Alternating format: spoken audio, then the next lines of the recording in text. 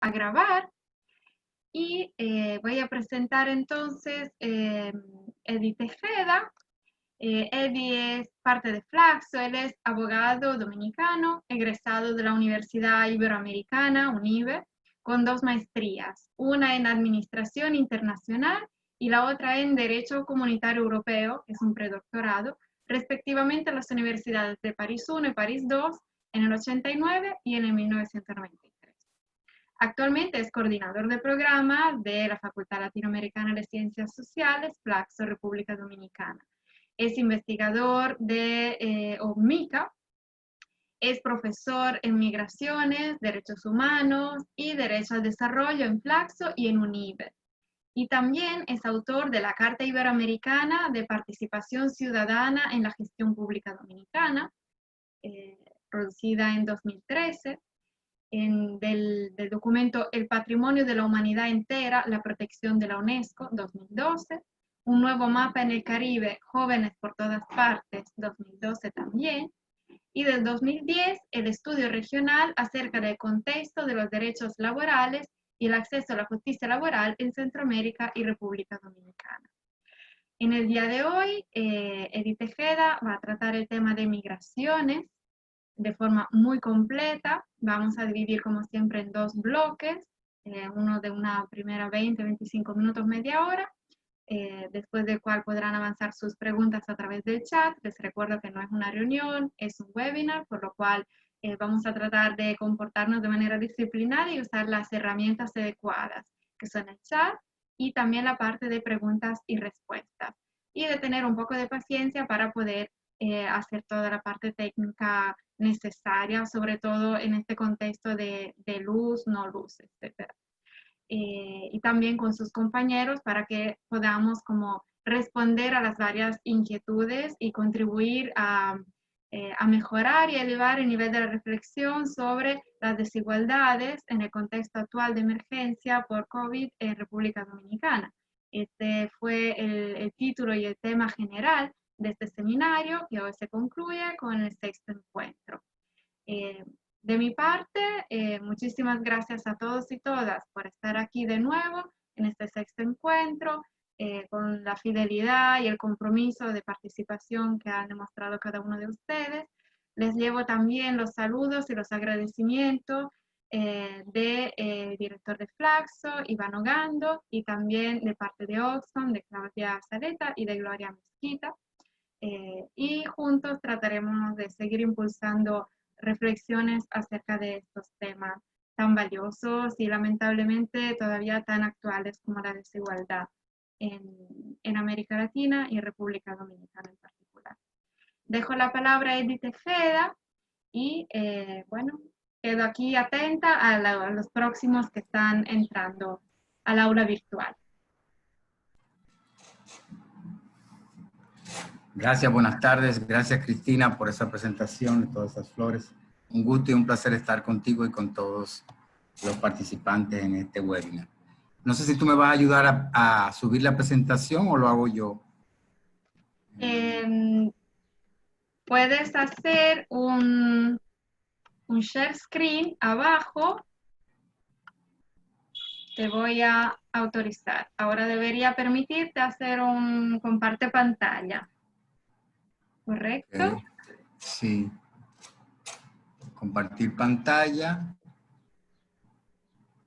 ¿Y qué le doy luego? Así debería abrirte una ventana y allí vas a escoger la pantalla donde tienes tu material abierto. Si no lo has abierto todavía, primero abre el material y después compartes pantalla. Ah, ok.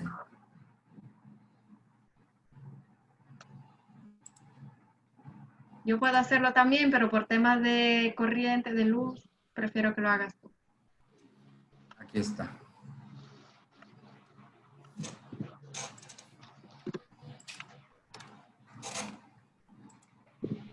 ¿Se puede ver ahí? No.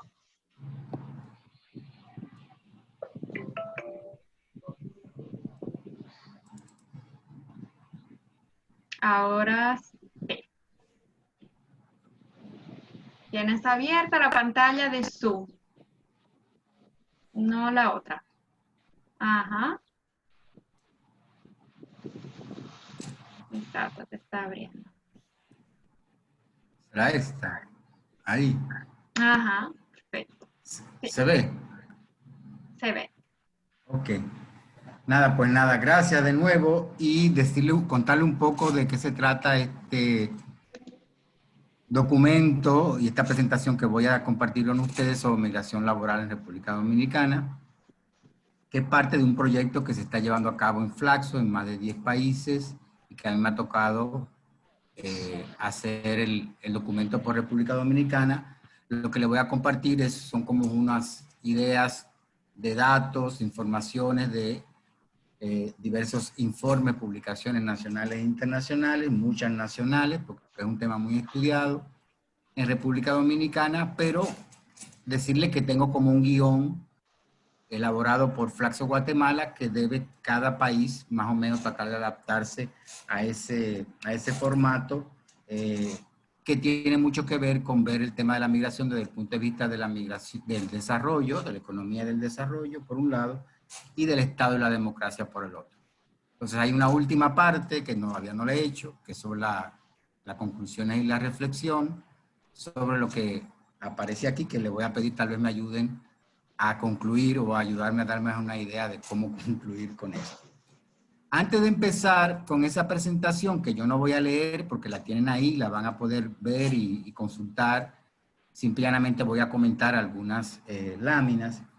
Siempre que hablo de estos temas, de darle algunos conceptos clave cuando hablamos de migración. Primero estamos hablando de migración de personas. Es decir, no estamos hablando de aves migratorias, ni de ballenas jorobadas, ni nada por el estilo, ni de tortugas, ni nada, sino de personas. Entonces eso es importante tenerlo en cuenta. Por otro lado, definir migración. Y migración se refiere a las personas que se mueven, ¿verdad? Que se desplazan desde el lugar donde nacieron a otro, sea de manera temporal o sea de manera permanente. Para la definición internacional de migración, de las muchas que hay, pero la más, que digamos que se adapta a la realidad, es esa de que los migrantes son aquellos que se salen de su país de origen, tanto de manera permanente o temporal. O sea que para esa definición poco importa que tú te vayas por una semana a Bogotá, eres un migrante, aunque te vayas a vivir también toda la vida para Colombia. Entonces, tener en cuenta esa definición, que es cuando sales del lugar donde naciste, por lo cual estamos hablando de la migración internacional y no de la migración interna, que es la que se da dentro de los mismos países. Es decir, cuando la gente va del campo a la ciudad, es una migración interna. Por aquí no nos vamos a referir a ello, que también se estudia, sino la migración internacional, que implica un cruce de frontera internacional. Otro tema que es clave de definir antes de empezar a hablar de estos temas tiene que ver con la feminización de las migraciones, que son cómo las mujeres están migrando cada vez más con un proyecto propio. No necesariamente migran más que los hombres, sino que lo hacen de una manera individual, no necesariamente detrás de nadie, sino como un proyecto propio particular que atañe a sus familias, etcétera. Entonces, el tema de la feminización de las migraciones, en el sentido de mujeres que migran con un proyecto propio y particular, también es un concepto clave a definir.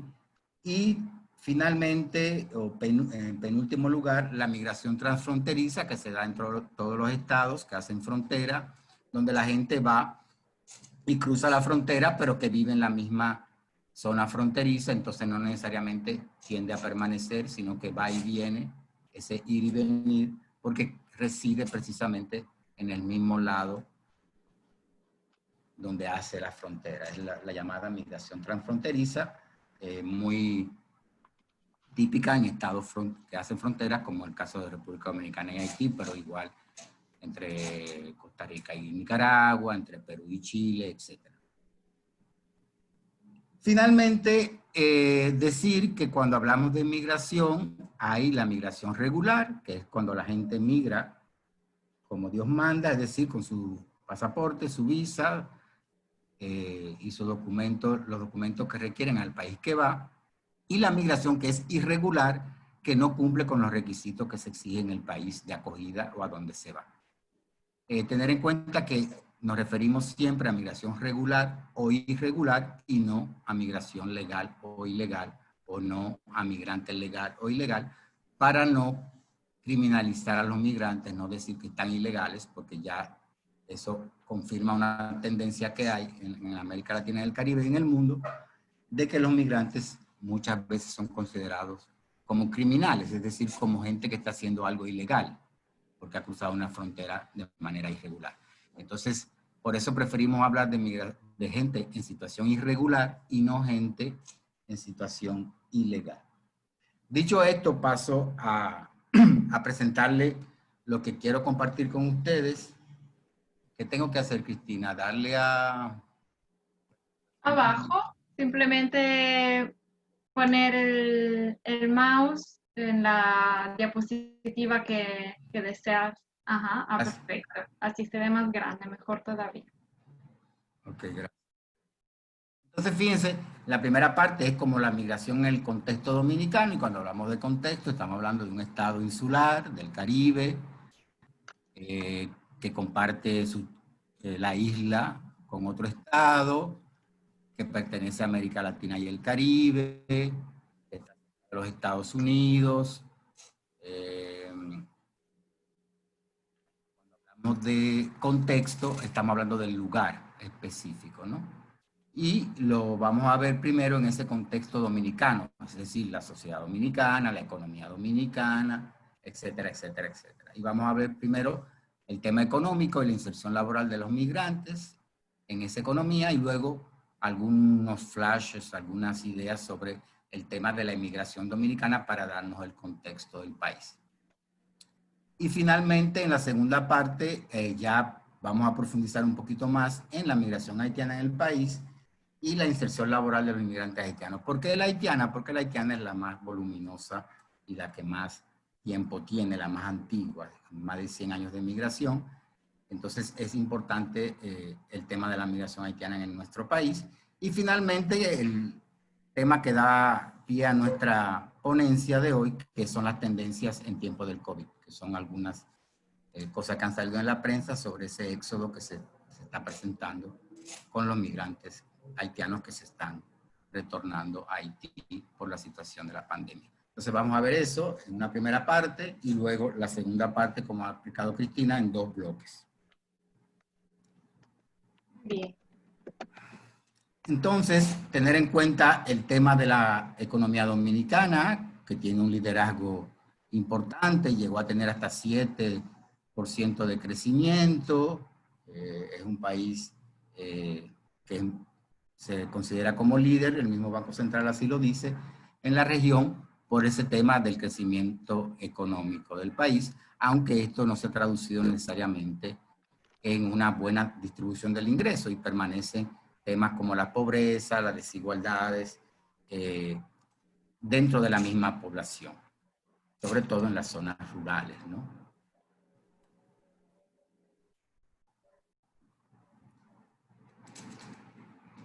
Entonces, es importante tener en cuenta el nivel de desempleo o de gente que está ocupada, un 5.7% de desempleo, pero 53% de personas que están ocupadas, o sea, que trabajan en las urbes, en las ciudades de todas las provincias, pero más bien en el sector informal del mercado de trabajo y sobre todo en el sector de servicios, que es el mayor sector actualmente de nuestra economía, aunque también es importante, cada vez menos, pero es importante el tema de la agricultura y el tema de la construcción en el país, precisamente los sectores donde más migrantes hay. Perdone, di una pregunta. De esta diapositiva, entonces, se entiende que se refiere a la República Dominicana. Sí. Ajá. Y no necesariamente relaciona a la población migrante haitiana, de origen haitiano, a toda la población migrante. No, Okay, no, no. Aquí hablamos de las personas en República Dominicana, que hay un 22% de dominicanos que viven en pobreza y 5% en extrema pobreza según la CEPAL, que es la Comisión Económica para América Latina y el Caribe. O sea que estamos hablando de República Dominicana solamente. Lo que he dicho es que el nivel de ocupación del país se da en sectores como servicios, agricultura y construcción, que son precisamente los sectores que más presencia tiene de migrantes. Perfecto.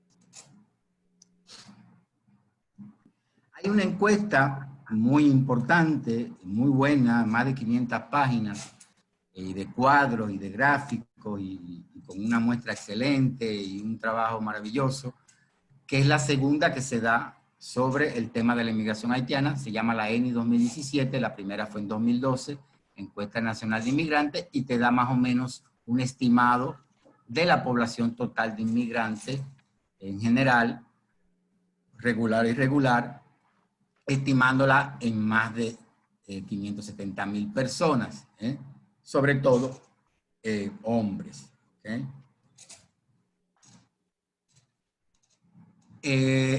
La mayoría de estas personas, en particular los haitianos, residen en la zona urbana, aunque hay un 33% muy importante, casi un 34%, que reside en el campo. Y ese grupo, ese colectivo que reside en el campo, encuentra trabajo precisamente en el campo, sea en el arroz, sea en el café, sea en el tabaco, pero sobre todo lo vamos a ver en el azúcar, en la construcción, en esa provincia que cultivan banano, etcétera, etcétera. Entonces, es importante tener en cuenta la presencia de los migrantes haitianos en la zona urbana, sobre todo en la construcción y los servicios, como el servicio doméstico, pero también, y yo creo que lo más clave, es en el campo, ¿no? En cuanto a los hijos de esos migrantes, la misma ENI 17 lo estima en cerca de 300,000 personas, 277,000 personas, representando un 2% de la población total en el país. Vamos a ver los problemas que trae ese tema de los descendientes de los migrantes en situación irregular en el país. Por lo general, esta población que viene de fuera o de otro país proviene de Haití, pero también de Venezuela, ¿no? Últimamente el colectivo venezolano pues ha aumentado en el país. Entonces es importante tener en cuenta el porcentaje de hombres y el porcentaje de mujeres. En cuanto a la migración haitiana, fíjense que se trata de un colectivo mayormente masculino, pero también hay mujeres, ¿eh? Y se ubican en esas zonas donde se cultivan, como les digo, cañas, arroz, banano, etcétera. Y es importante también ver todo. En cuanto a la edad, las edades de esta población inmigrante de origen haitiano, es importante tener en cuenta que son jóvenes, ¿verdad? Que cerca de un 80% tienen entre 15 y 40 años de edad, pero muchos de ellos, aunque saben leer y escribir, hay un 27.7% que no, que es analfabeto, y por eso se ubican en tareas más elementales, mientras que ustedes pueden ver ahí cómo la mayoría trabaja, está empleada, pero en labores, ¿verdad?, no profesionales. En cuanto a los venezolanos, más que en el campo, están en la ciudad, y también es una población joven, aunque su nivel educativo es muy superior al nivel educativo haitiano, porque un 45.7 tiene grado universitario y cerca de un 5% tiene grado.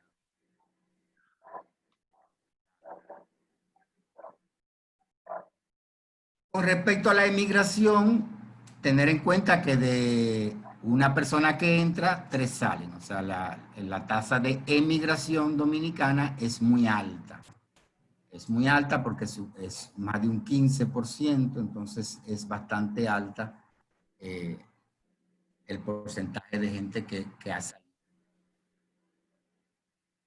¿A dónde vamos los dominicanos cuando salimos? Bueno, después de la caída de Trujillo, mayormente a Nueva York. Yo, por ejemplo, tengo 5 hermanos en Nueva York que se fueron con mi padre en aquella época, en los 70. Y la comunidad dominicana en Nueva York es una comunidad bastante próspera, aunque al principio pasó mucho trabajo en fábricas, en máquinas, pero ahora mismo, no todos, pero hay, se habla de una comunidad bastante próspera que son dueños de taxis, de salones de belleza, de bodegas, etcétera, colmados, etcétera, etcétera. El otro destino es Europa, principalmente España, pero también Suiza, Italia, Alemania y también Latinoamérica y el Caribe. Por lo general es un colectivo joven y en el caso de España con rostro femenino. Es mayormente femenino en el caso de la migración dominicana en España. En Nueva York o en Estados Unidos en general se destaca la labor de los emigrantes en servicio educativo, asistencia sanitaria y social, hospitales, comercio, arte, etc. En Europa, como les digo, el mayor país que vamos es España por una confluencia que se dio en gente que no tenía aquí ningún contacto en Estados Unidos, que era del sur del país y que de repente encontró esa necesidad de las mujeres españolas de tener a los niños. Entonces, con esas necesidades allí, pues se dio esa confluencia, lo que llamamos pull-push, o sea, factores de atracción y factores de expulsión, y se dio esa migración dominicana a España, que es importante porque es una migración muy regular. Por ejemplo, de estas 173,000 personas de las que yo le estoy hablando, un 65% mujeres, es una población con residencia legal, regular en España. También en América Latina, como es lógico, que son países más cercanos, Puerto Rico, ¿verdad? Venezuela, que es un polo de la migración dominicana desde los 80, y ya más nuevo, México, América Central, y en América del Sur, Chile, son destinos más nuevos de la inmigración que ha sido siempre tradicional en Venezuela y en Puerto Rico.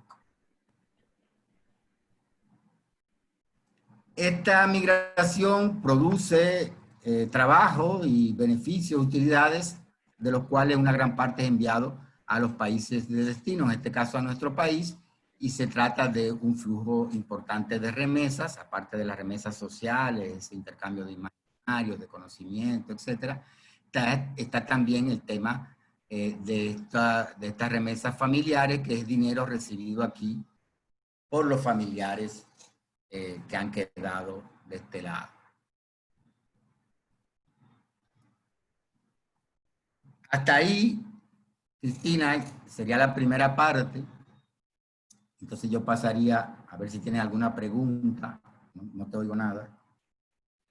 Es muy curioso este dato que acabas de dar, a mi entender, que las remesas que vienen de Estados Unidos son entre las más bajas. O sea, envía más un dominicano que está en España, en Chile, en Argentina, más que un dominicano que está en Nueva York. Sí, lo que tenemos esos datos que están ahí, que dice, no los de Chile y la Argentina, pero sí los de Europa, sobre todo Suiza, ¿no? Envían, el promedio de los montos son más altos, ¿verdad? Eso tiene que ver con el tema del euro, eso también tiene que ver por otros factores, pero sí, eso es un dato que tenemos ahí. Bueno, están abiertas las preguntas, las reflexiones en el chat y también en preguntas y respuestas.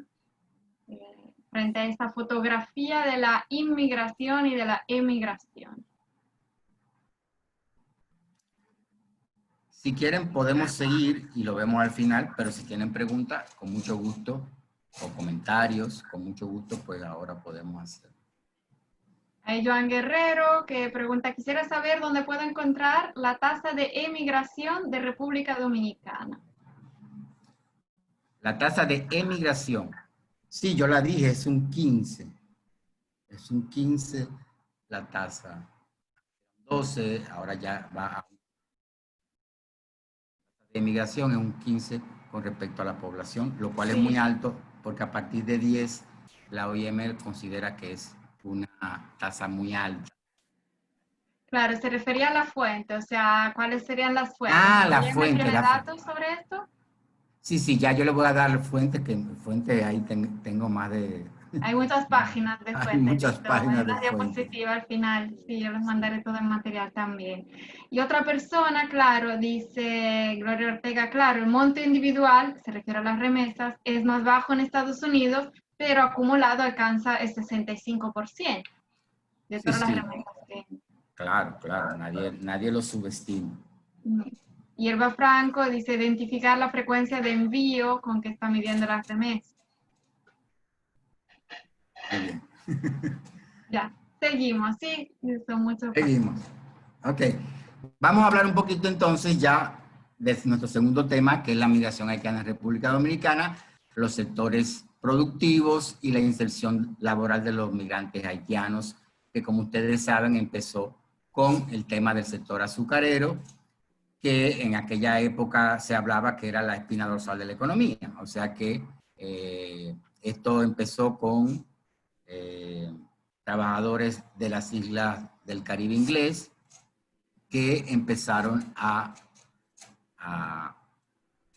acompañar o, si ustedes quieren, a sustituir al campesinado, que era el que trabajaba en esta incipiente industria todavía en esa época, pero si ustedes quieren, el primer cambio del campesinado dominicano a los extranjeros fue a través de los cocolos, o sea, de gente que venía de las islas del Caribe inglés. Con la ocupación estadounidense de los dos lados de la isla, Estados Unidos entendió que tenía tierra barata de este lado y mano de obra barata del otro lado y facilitó el traslado de mano de obra desde Haití a la República Dominicana. Y eso hizo que, si ustedes quieren, fuera lo que se llama el antecedente de la migración haitiana a la República Dominicana, por un sistema de reclutamiento de trabajadores temporeros que se extendió hasta la década de los 80. En el 37 hubo una masacre de haitianos y dominico-haitianos en la frontera, cuando Trujillo ordenó al ejército la famosa Gil, donde se ordenó al ejército, ¿verdad? Ejecutar a las personas que vivían en la zona fronteriza o haitianos que vivían del lado dominicano y también dominicanos de origen haitiano. Eso trajo muchos problemas, tensiones y mayores controles en las fronteras. ¿eh? Era como una manera, según algunos historiadores, de una cosa que no se ha estudiado mucho aquí, que hay mucho silencio, era como una manera del dictador decirle a los dominicanos, mire, esto le está pasando a esta gente, pero le puede pasar a ustedes porque había muchos dominicanos que se oponían al régimen que iban a la frontera. Pero bueno, hay muchas razones de la masacre. Luego, las dictaduras, tanto de Duvalier como de Trujillo, firman acuerdos bilaterales para el ingreso de trabajadores braceros para cortar la caña, porque Trujillo había adquirido los ingenios que eran antes de los americanos. Luego empezó una crisis del sector, la caída de los precios y los mismos trabajadores migrantes, para llamarlo de alguna manera, aunque hay gente que entiende que no eran migrantes porque eran traídos, no venían de manera individual, sino que eran por acuerdos de Estado a Estado, esos acuerdos bilaterales, entonces, para traer contingente de gente y que realmente no era gente que quería venir, sino que, bueno, le decían, venga para acá, tenemos esta oferta, pero eran traídos, no en el sentido de migración como la conocemos hoy, que es más individual. Entonces, a raíz de la crisis de los 80 y 90 del azúcar, pues los migrantes migraron a otros cultivos, ¿verdad? Y a otra zona fuera de los batalles, ¿verdad? Y eso también hizo que creciera, aparte del tema político en Haití, que creciera esa migración haitiana, porque ya habían redes sociales, ya habían compadrazgos, amigos, primos, hermanos, que ya estaban aquí, entonces facilitaba también que viniese más gente de ahí.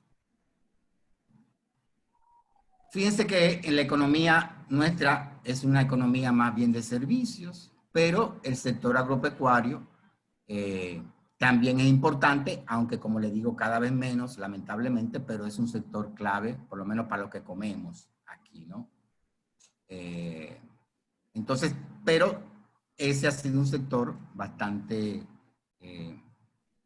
con mucha presencia de la migración haitiana, así como la construcción también.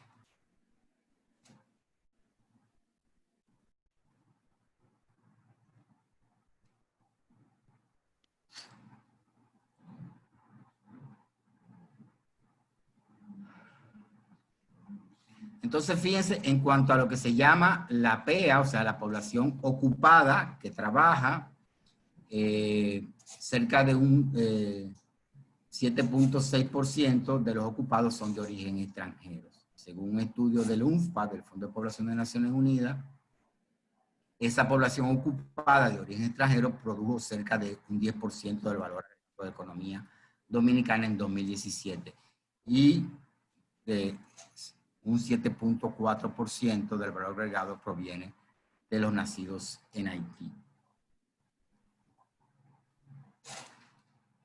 Como le dije, no solamente ya el azúcar es importante para el tema de la migración haitiana, sino la importancia que tiene su incorporación en otros cultivos como el banano o guineo orgánico que se exporta a Europa, sobre todo a Inglaterra, Alemania, tiene mucho mercado y es un sector donde predominan los trabajos.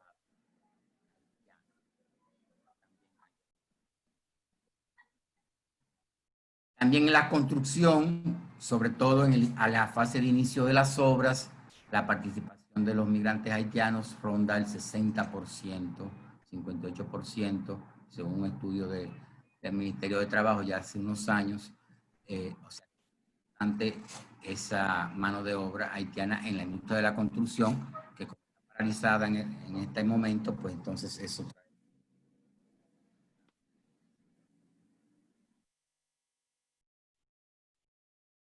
Es importante tener en cuenta el valor agregado de los migrantes haitianos en la economía, pues incide en muchas ramas de la economía, como hemos venido diciendo.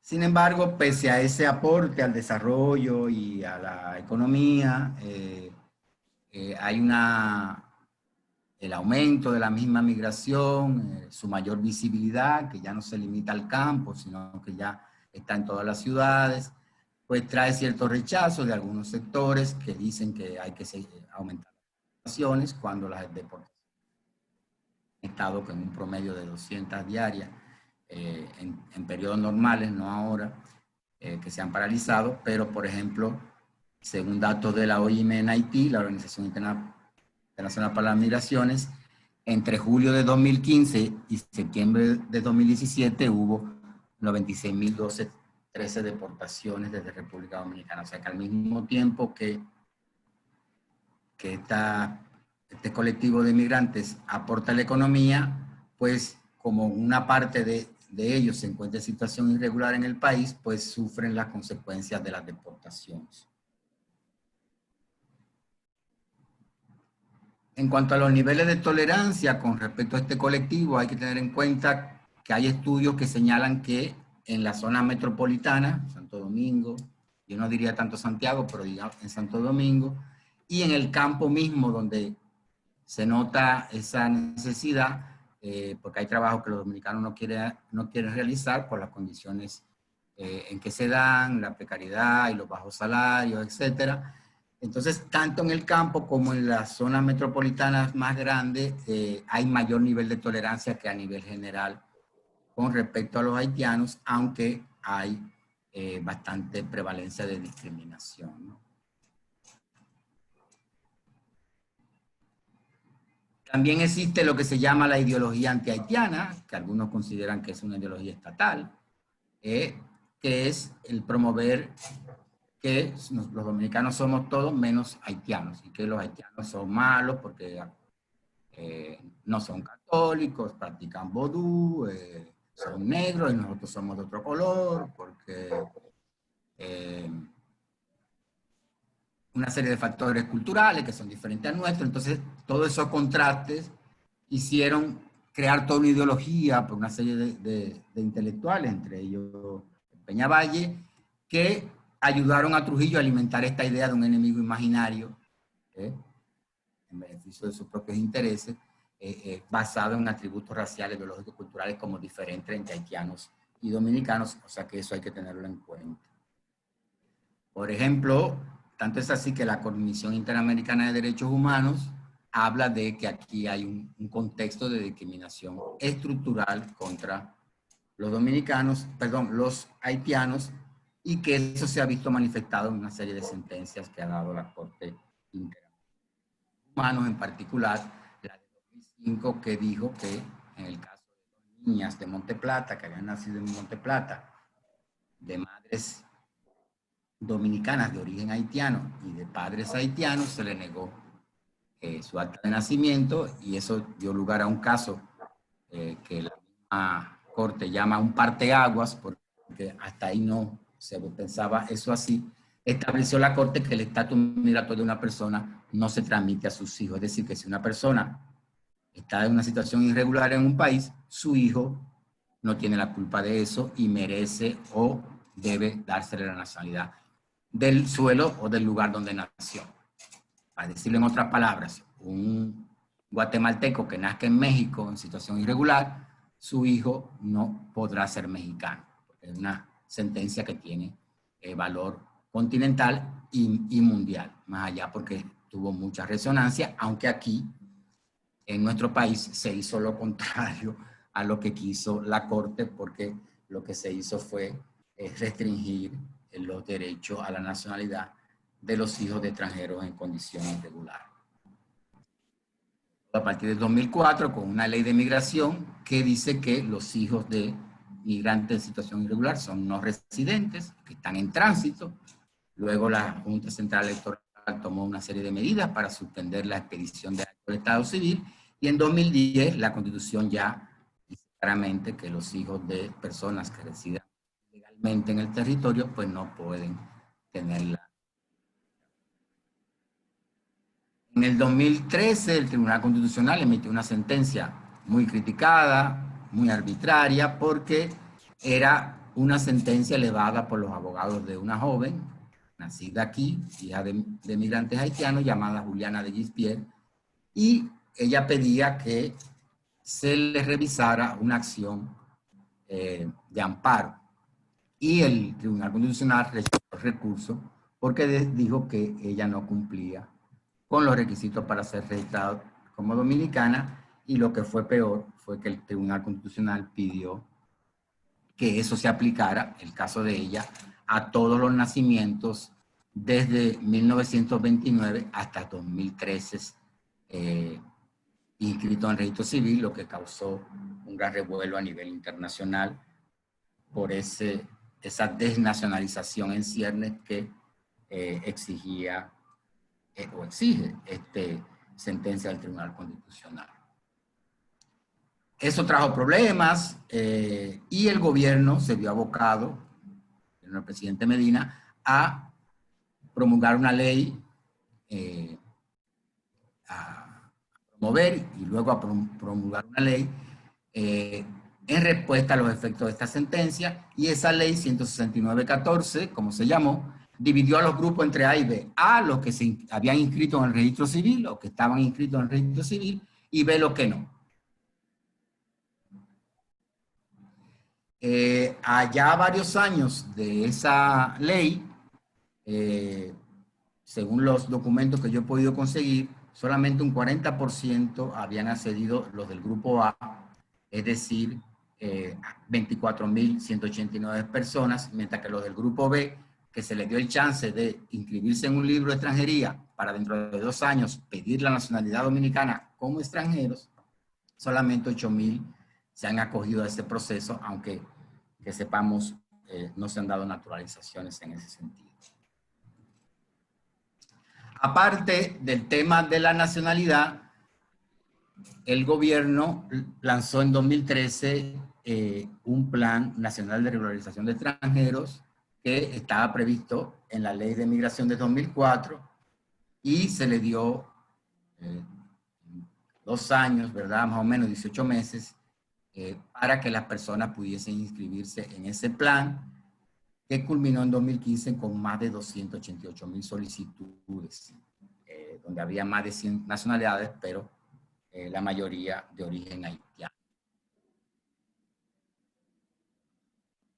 ¿Qué le dieron a las personas que se registraron en ese plan? En general, la mayoría, 242,000 y pico, fueron favorecidos con la categoría de no residente, con lo cual siguen estando en condición irregular porque ese carnet se vencía o se venció en este año. Entonces, es como que vemos de nuevo porque la mayoría tuvo una categoría genérica de no residente. ¿Qué pasa para terminar con el COVID? Bueno, la economía va a retroceder precisamente lo mismo que aumentamos, 5.3, va a decrecer según estimaciones de la CEPAL. Las remesas, que habría que estudiarlo mejor porque no estoy seguro, porque cuando la crisis internacional, las remesas no bajaron, pero no tanto, pero aquí se habla, ya la OIM habla de que hay un impacto en las remesas y también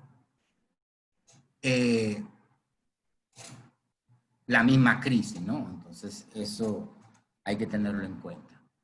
En cuanto a los migrantes haitianos, se habla de un éxodo porque, según las mismas fuentes de la OIM, de la Organización Internacional para las Migraciones, desde que se cerró la frontera en el mes de marzo, más de 57,000 haitianos que estaban aquí regresaron a su país porque, claro, no fueron incluidos en ninguno de los planes gubernamentales para la pandemia y los sectores donde más trabajan, por ejemplo, construcción, están paralizados. Entonces, esto hace que mucha gente pues se fue porque no tenía nada que hacer. También el tema de las viviendas, sobre todo en el caso de los venezolanos, que se quejan mucho de la presión de los propietarios de que no les pagan el alquiler. Sin embargo, según versiones de prensa y del trabajo de otras instituciones, en el sector azucarero, pues no, pese a algunas fumigaciones que ha habido en algunos campos de caña, se sigue trabajando normal y eso realmente en el sector agropecuario en general. Se sigue trabajando tanto en la caña como en el banano, esenciales de la producción de alimentos, y entonces esos sectores siguen en pie, en pleno COVID. El tema de los descendientes, pues claro, si no tienen, algunos no tienen documentos, no se han registrado, no tienen papeles, no pueden estar en ninguno de los planes, por esa misma razón. Y también el tema de los venezolanos, que también, como están en la economía informal, pues han sentido el impacto de la crisis sin ninguna medida de ayuda de parte del Estado.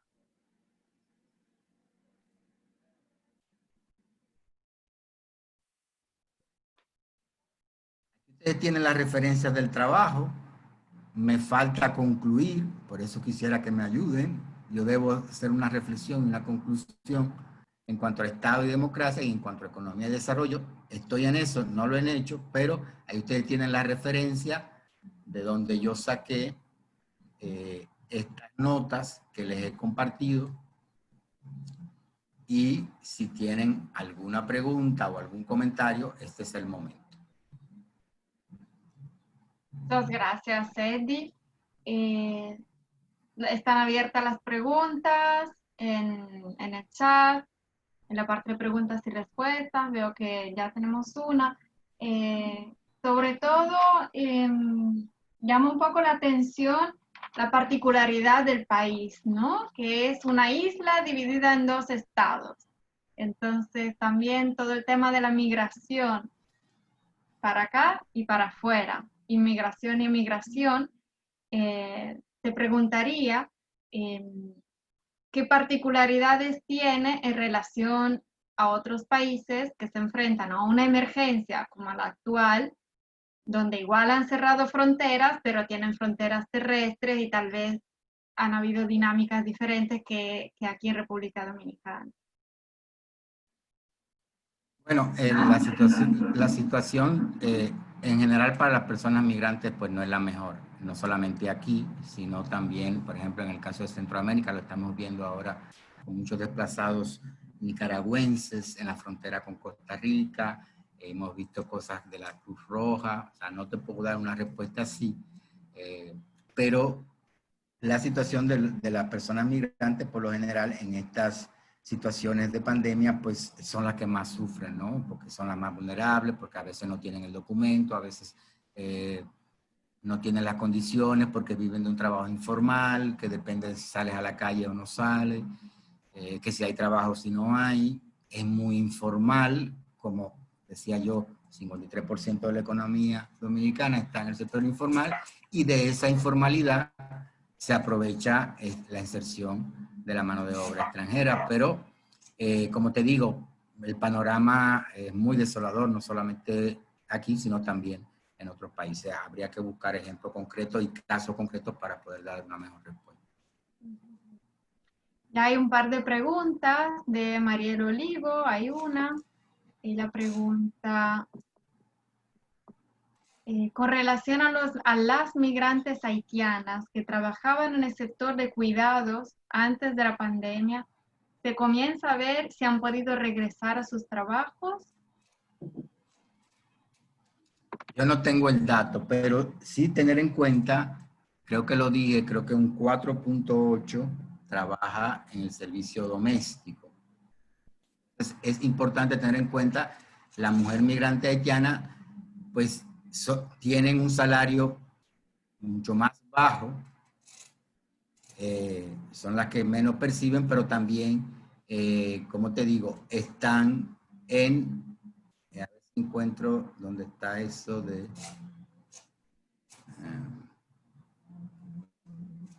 los sectores, no lo encuentro, pero sí es como un 5% de las mujeres que están en el área de servicio doméstico, entonces es importante. Ahora, con ese tema que me pregunta de qué ha pasado con ellas, pues la verdad no tengo la respuesta. Habría que estudiarlo y ponerlo aquí. Me imagino que muchas también se habrán ido, pero habría que estudiarlo. Déjame ver Gloria si encuentro, Ortega, ¿sí? a ver si encuentro la gráfica donde está las ocupaciones de los migrantes. Yo estoy buscando también. Un 4.8 trabaja en el servicio doméstico y ahí estamos hablando de mujeres, básicamente. Sí. Entonces, habría que ver, yo voy a tomar nota de eso que tú dices, qué ha pasado con ella. Yo sí sé que había quejas, no solo, no por las migrantes, pero en general por las dominicanas, de que les hacían trabajar más, de que estaban en la casa, más tiempo. O sea que todo el tema de los cuidados y las cadenas globales de cuidado, como se le llama, es todo un tema, y qué bueno que me lo diga para yo tomarlo en cuenta, pero el dato no lo tengo. Okay. Gracias, Eddie. Gloria Ortega pregunta, ¿hay una debilidad con respecto a la desagregación de las edades de la población inmigrante? Los datos presentados por la ENI, por ejemplo, no permiten desagregación por edades de 10 a 15 y de 15 a 19 años, especialmente para análisis de la situación desde la perspectiva de derechos sexuales y derechos reproductivos de la niñez y adolescencia. Es más una reflexión que una pregunta, entiendo. Creo que sí, que algo dice. Por ejemplo, una de las cosas que dice la ENI es una encuesta muy completa. Una de las cosas que dice es que la gente que tiene mucha edad, digamos 60, 70 años o más, es muy menor, como 70.000 gente por ahí, de origen haitiano. ¿Qué quiere decir eso? Que cuando ya la gente no tiene fuerza o no tiene la capacidad o la edad, digamos, se va o no sé qué pasa, pero o sea, es mucho menor la población envejeciente, digamos, o mayor.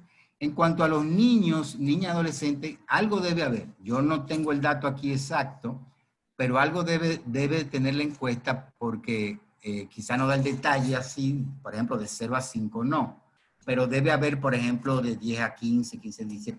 Yo tendría que buscarlo, la tengo aquí, pero, pero algo debe decir porque hay un tema.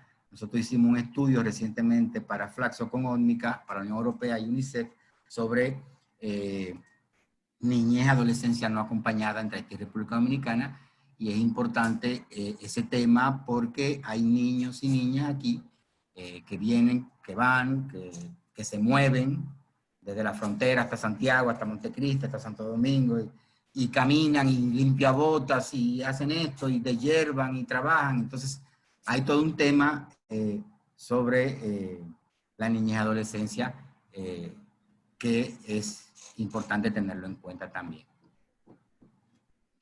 Bien, gracias. Rafael Lugo presenta la pregunta, además de los migrantes haitianos y venezolanos, ¿qué nos puede decir acerca de los chinos? Que son muchos, Bueno. dice. No, creo que no son muchos. La percepción es que sí son muchos, pero no. O sea, también son de las cosas que tendría que buscar, pero si no se mencionan es porque, como te digo, estadísticamente, fíjate que antes la encuesta de 2012 decía que el mayor volumen de extranjeros eran de haitianos y después de estadounidenses. Ya la del 2017 dice que el mayor volumen de población extranjera es de haitianos en primer lugar y en segundo lugar de venezolanos. Pero venezolanos, ¿cuánto hay según la ENI? 25,000 personas. Lo que pasa es que en el 2012 habían 1,000. Entonces hay un cambio, un aumento bastante grande en términos estadísticos, ¿no? Pero los chinos existen, están ahí, aquí en el barrio chino y en otros lugares, pero estadísticamente no son tanto como para aparecer en estas cifras así. María Graciela Cuervo pregunta si hay estadísticas sobre población migrante regular que es beneficiaria de programas de asistencia social en respuesta al COVID o en general de migrantes registrados en el SIUBEN. Sí, tradicionalmente la ley nuestra de seguridad social, la ley 8701, excluye a los migrantes que no tienen residencia legal o regular. Es decir, si tú no tienes una cédula que atrás dice no vota o una residencia dominicana, aunque ahora están dando una tarjeta de residente, un poco diferente a la cédula. Pero bueno, si tú no tienes ese documento, tú quedas excluido totalmente del sistema de seguridad social dominicano. ¿Qué se hizo luego del Plan Nacional de Regularización? Que la Tesorería de Seguridad Social permitió que las personas que se inscribieron en el plan, su empleador pudiese registrarlo en la Tesorería de Seguridad Social y por lo tanto tener pensión o derecho a pensión, cotizar, la seguridad social en general, ¿no? Y ahí hay cerca de 22,000 personas y se entiende que puede ser hasta 40,000 según la OIM, de personas que se han beneficiado de eso. Ahora, en tiempo de COVID yo no te sé decir, no sé qué, porque lo que hemos visto es que no, que lo que ha primado es una visión de citizens first, es decir, ciudadano primero y los migrantes no existen. Pero habría que ver.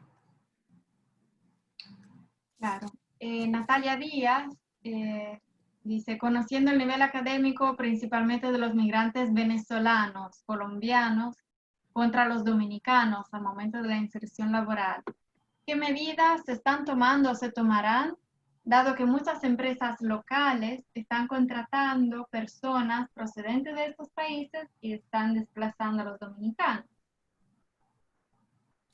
Bueno, una de las cosas que siempre yo digo cuando hablo de esta materia o de este asunto de la migración es que por lo general, no te digo que puede darse un caso, pero por lo general los migrantes, y el caso haitiano es clave para entenderlo, no desplazan o no le quitan el trabajo a los nacionales, digamos, sino que los nacionales, por los niveles de desarrollo que hay en el país, pues hay ciertos trabajos que no hacen por las condiciones en que se dan, por los bajos salarios que se ofrecen, etcétera, etcétera. O sea que por lo general el migrante se coloca o se incorpora en esos nichos, en esos huecos que el nacional no quiere hacer por, digamos, varios factores.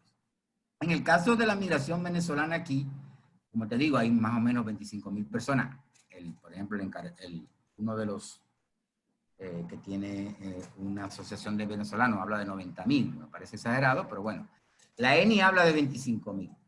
Mucha de esa población, por lo general, es femenina, es joven y trabaja, por ejemplo, en tiendas aquí en la Duarte.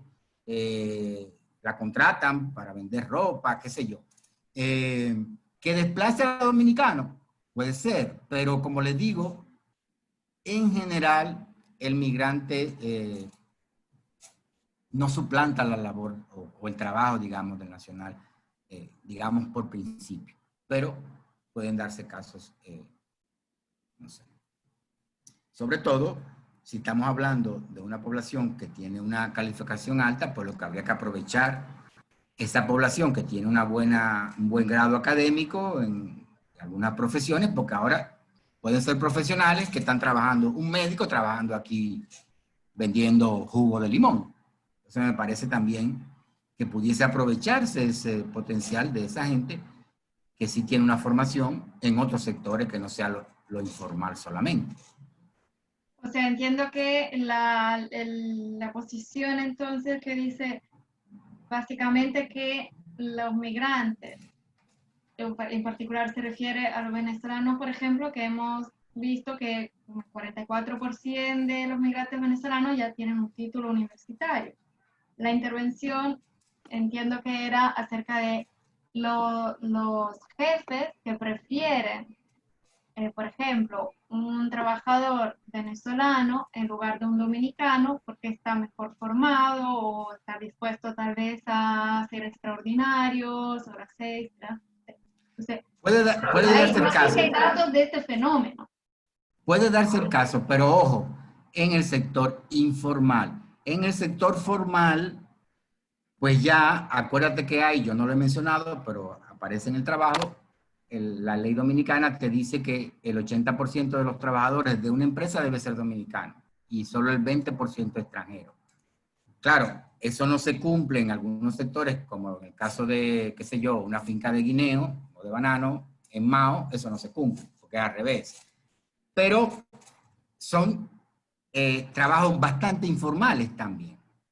Hay mucha informalidad.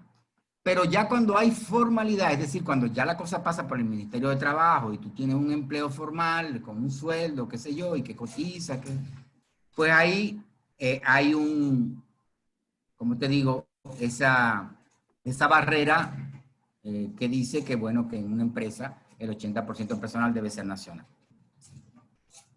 Ok, gracias. Hay una intervención de Carmen Luisa que no ubico mucho porque probablemente se refería a algo de que se estaba hablando y luego el discurso siguió. Si la puede ubicar. Dice, es igual lo que pasa con migrantes dominicanos, la migración de retorno ocurre ya en edad de adultos mayores, con la diferencia que lo hacen con algún nivel de seguridad social, aquellos que lo han hecho en condiciones regulares. Si quiere contextualizar un poquito más, Carmen.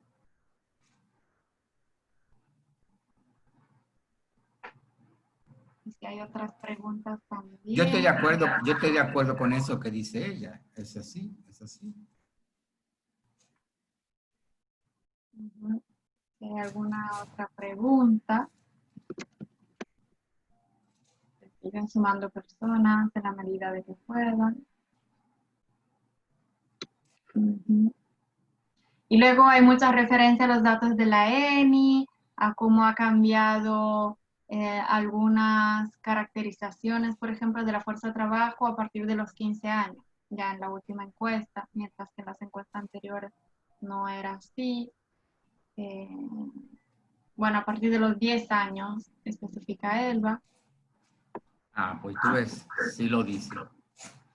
Si Elba te lo dice, ella sabe muy bien que ella trabajó en esa encuesta. Sí. Sí, hay muchas fuentes, ya verán de las diapositivas, hay como 3, 4 páginas de fuentes y allí pueden encontrar muchísimo material. El punto siempre es expresar un análisis sobre estudios, datos y dar una lectura de ellos. Porque a veces, como decía Eddie, no justamente al comienzo, son personas, no son solo porcentajes, etcétera. Decir mucho, a veces no dice mucho, no dice nada. Mucho cuánto, cuánto es mucho. Esto es muy importante.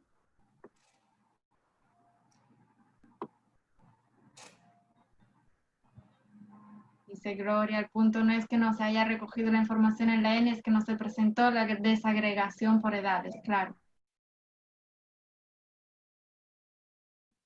Bueno, pero lo que te quiero decir que sí, sí está eh, eh, el tema de niñez, porque yo recuerdo, lo que pasa que no es el tema mío aquí. Aquí yo estoy más enfocado en la migración laboral en general, más bien de adultos, ¿no? Pero sí creo que hay datos sobre menores de 18 años en la ENI, pero tendría que buscarlo, lo tengo aquí, pero bueno, ya Gloria nos aclarará eso después. Para ampliar un poquito el ámbito de reflexión, ¿no? Sin cambiar de tema. ¿Cuáles son los retos que tú ves, Eddie, de aquí al próximo año, a los próximos 2 años en relación a la migración, con todo este contexto mundial dentro del cual estamos sobreviviendo? Sí, hay cosas que se adelantan. Está el tema de los dominicanos de la diáspora, cómo los dominicanos de la diáspora, sea en Europa, sea en Estados Unidos, pueden contribuir al desarrollo dominicano. Hay, por ejemplo, el ODS 10, el Objetivo de Desarrollo Sostenible número 10, sobre reducción de desigualdades, te dice que de aquí a 2030 los estados deben bajar el costo de transferencia de las remesas a un 3%, dice, mínimo. Cuando a una gente que envía 100 o 200 dólares o 100 o 200 euros aquí, le quitan 20 o 25 por ciento, no sé exactamente cuánto, pero mucho, es por la transferencia, por el envío. Entonces, lo que se habla es que si se le cobra menos por el envío o por la transferencia, que quizás esa persona, como es un dinero personal, familiar, pueda usar ese dinero en fines más productivos, que no sea solamente para comprar ropa y zapatos o comida, o comprar una medicina, sino que pueda servir para fines productivos de esas comunidades de donde salieron esas personas. Y hay el INDEX, el Instituto Nacional de Dominicanos al Exterior, dentro del Ministerio de Relaciones Exteriores, que procura ¿verdad? Dentro de ese ministerio, pues elaborar proyectos en común entre la diáspora y las comunidades de origen que dejaron. Entonces, eso es un tema de migración y desarrollo que yo he oído mucho, pero que en la práctica no he visto nada, y yo pienso que ese es un tema interesante. Con el tema de la migración que recibimos aquí, yo creo que hay que valorar mucho más el aporte que hace esa migración. Yo creo que los estudios están ahí a la economía dominicana y en consecuencia ayudarlo a gestionar su documento de una manera más rápida, menos discrecional, con menos requisitos, de cosas que la gente que esté aquí pues tenga su documento y ya está. Si tiene que ir, que se vaya, si se vaya a quedar, se quede, porque trabajo tiene. Entonces, eso me parece importante. Por ejemplo, el tema del Plan Nacional de Regularización de Extranjeros, que duraron más de 2 o 3 años en eso y ahora resulta que no sabemos, están regularizados, pero ¿qué tienen? No tienen una residencia temporal ni siquiera. Tienen un carnet, le han tomado sus huellas digitales, pero ¿qué va a pasar con esas 250.000 personas? ¿Qué va a pasar con el resto? La otra mitad que no tiene ninguna regularización. Eso por un lado.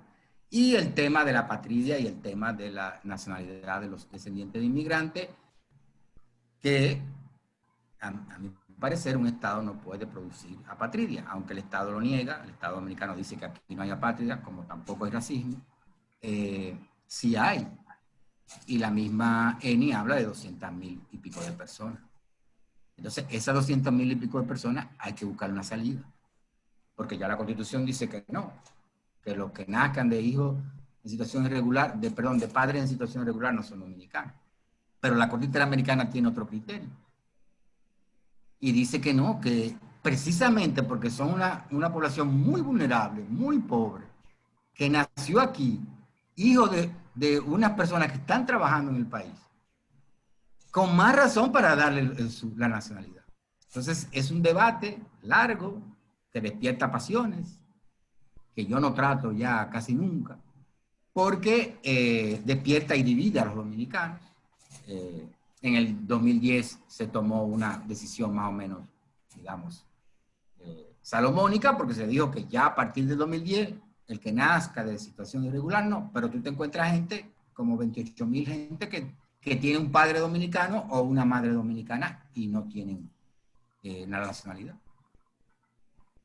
Entonces, eso de dividir a una población que nació en un país en A y B, ya tú estás discriminando. Lo estás discriminando porque dice los que estaban inscritos y los que no estaban inscritos. Entonces, ese tema de la patria y de esos dominicanos de ascendencia haitiana es un tema que yo pienso que nos va a dar todavía agua de beber y que yo pienso que debe buscarse una solución humana a esta población que vive aquí porque nació aquí, no conoce Haití, contribuye a la economía del país, está educada bajo la historia dominicana, etcétera, etcétera, etcétera, y es una población que se quiere integrar, no es que rechaza los dominicanos ni mucho menos. Entonces, ese es otro tema, yo pienso, en cuanto a la migración haitiana, es importante, y los nuevos migrantes como los venezolanos, que también, como le digo, yo veo que la OIM los ayuda con kits de subsistencia, alimentos, porque también están en una situación sumamente precaria. Entonces, esos son temas de integrar a esas personas. A los migrantes hay que integrarlos mientras estén en el país, en la vida económica, en la vida social, integrarlos, porque están aquí, viven aquí con nosotros y contribuyen a la economía y están con nosotros. Y también valorar esa diáspora que se fue, pero que nunca se va, porque se conecta por las redes sociales, por los intercambios con la gente que dejaron de este lado.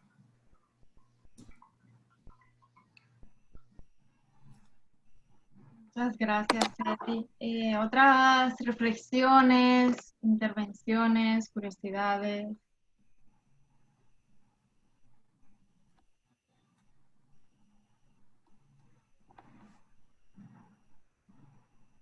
Más allá de los datos. Totalmente de acuerdo. Lo sorprendente de los beneficios en Estados Unidos, cómo se ha traducido en incremento de remesas.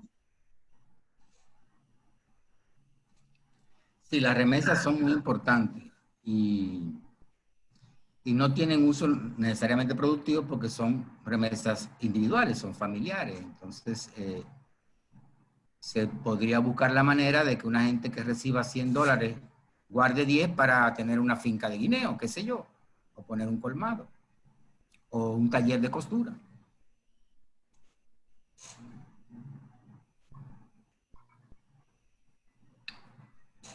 Bueno, yo voy a ponerles ya disponible el cuestionario final.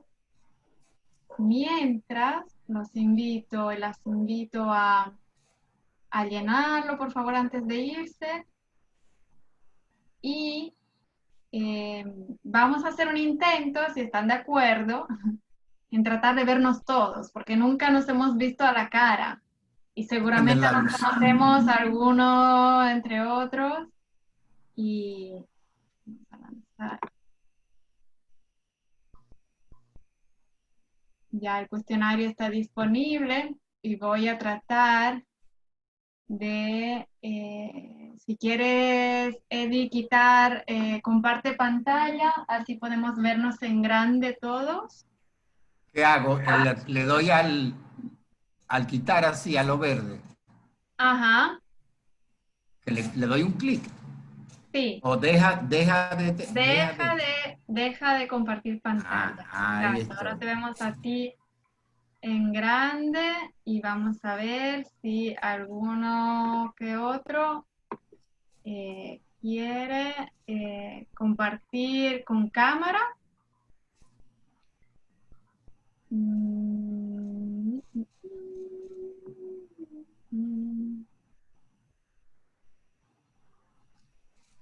¿Qué tú dices? Perdón, que estaba leyendo el chat. ¿Qué tú dices, Cristina? ¿Tú me hablas conmigo? No. No, vamos a ver si algún que otro participante quiere o puede con esta versión de Zoom compartir, como abrir su cámara. Yo estoy solicitando como desbloquear el micrófono para darnos un saludo a todos, ya que hoy terminamos estos 6 encuentros. También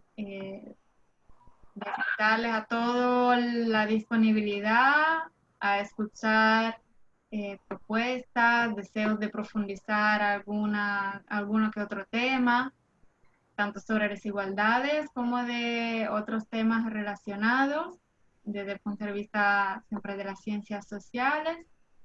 Desde Flaxo queremos saber lo que les interesa.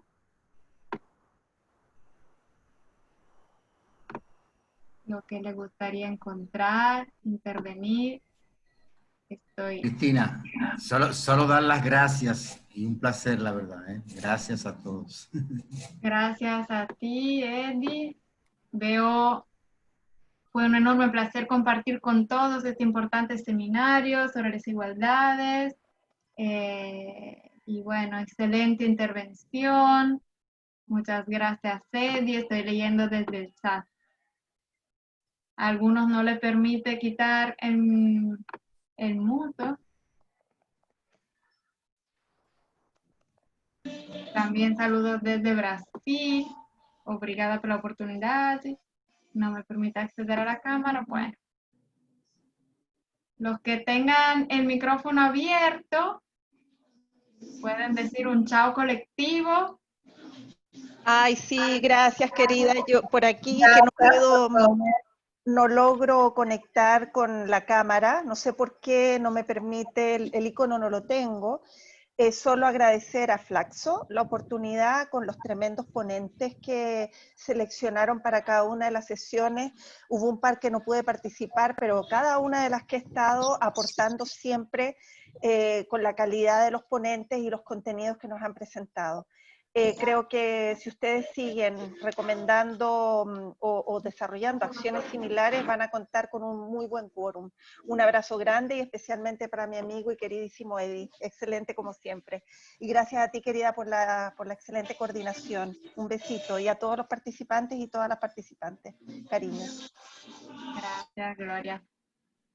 Juan. Elba.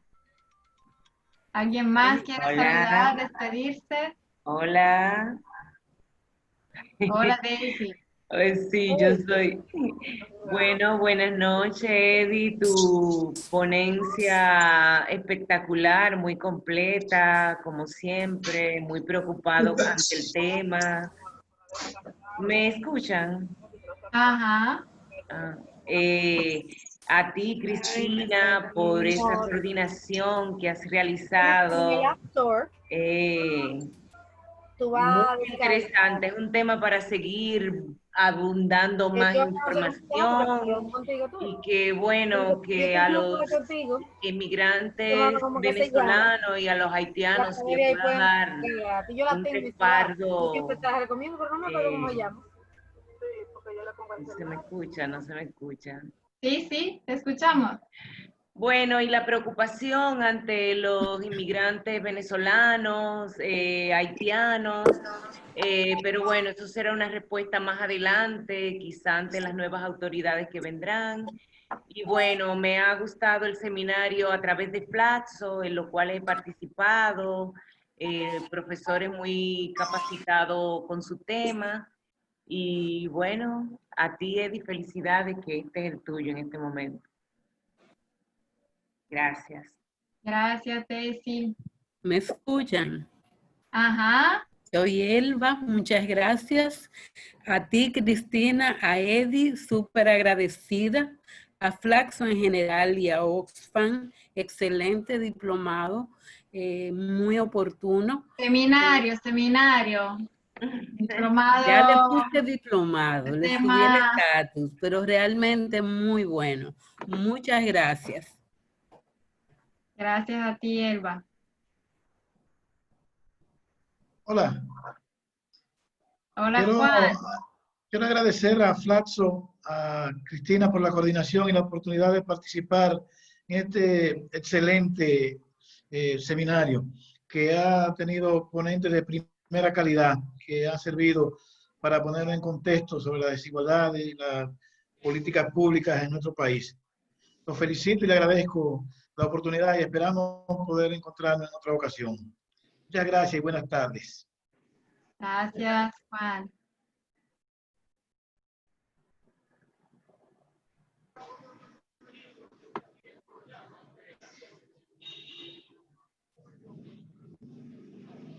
Bueno, gracias a todos y todas. Entonces, voy a terminar el cuestionario. Ya respondieron todos. Y me pondré en contacto con cada uno de ustedes que han participado al menos 5 de los 6 encuentros para verificar el nombre para el certificado si es que lo desean. Muchas gracias, Cristina. Excelente tu Gracias. coordinación. Buenas noches, un saludo a las amigas italianas que están aquí, a las brasileras, a las dominicanas, a las españolas, a todas. Gracias. Gracias.